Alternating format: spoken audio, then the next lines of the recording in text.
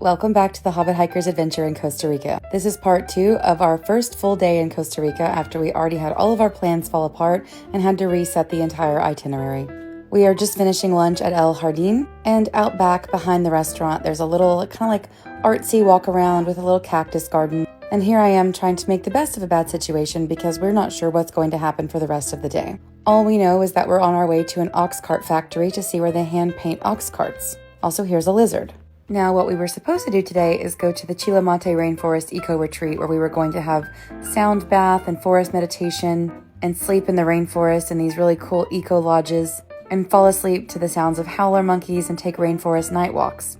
But instead, we are in a town called Sarchi, which is the very artisanal part of Costa Rica, and we are at an ox cart factory, which is not a bad thing, it's just not what we had on our plans.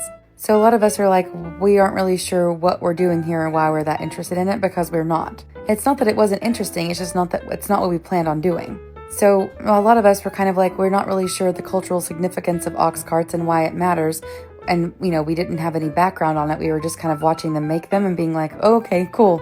And it's also a very anxious kind of day because we don't know what's going to happen after this. Like, we have no absolute clue at all. And the thing that made it really hard is that we weren't getting any kind of communication from Trova Trip, and we weren't getting any kind of communication from our guide. And there was just kind of like, hey, we're going to the ox cart factory.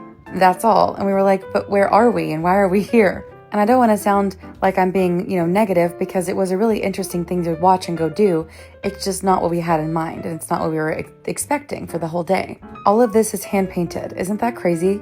Because it looks like something that a machine did because it's so well done and so even and beautiful. But we watched this man paint that, and he did it by hand. We also got to sit down and pretend to paint, although he said we could paint a little bit, and I was kind of nervous, like, I don't want to mess this up, it looks perfect. I did put a paintbrush and tippy-tap it onto the surface, barely. Not at all, but a tiny bit. We also all took our picture in this ox cart, and inside the gift shop, they had a coffee sample, which I think I drank 3 of them because I love, love, love Costa Rican coffee.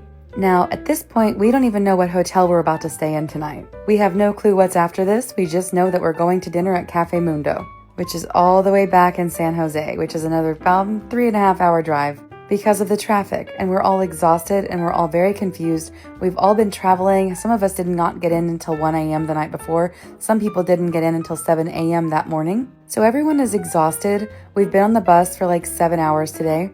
We're all sore and tired and hungry, and we really have no clue what to expect.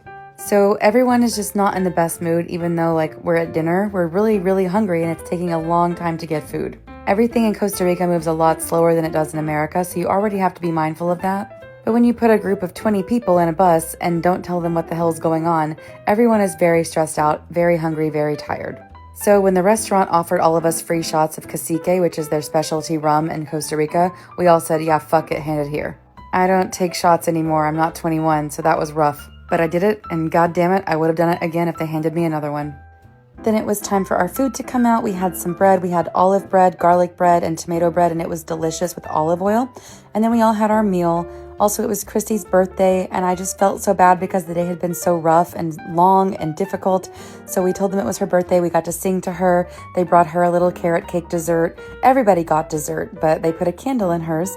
And it was just nice to recognize that because there wasn't a lot I could do to make it better, They found us a hotel very last minute, which was difficult because, there's 20 of us and our hotel had been flooded. So it was kind of like, where the hell are we going to stay? This is my room. I'm going to say it's pretty good for last minute. I had no issue with it, but a lot of other people had issues with their hotel rooms. Some of the people who had to be on the first floor, their hotel room was stinky and moldy and had sand all over the floor. So they had to go to the front desk and get that fixed and taken care of. It was stressful, but we made it through. I took off my makeup, I laid out my clothes for the next day, and I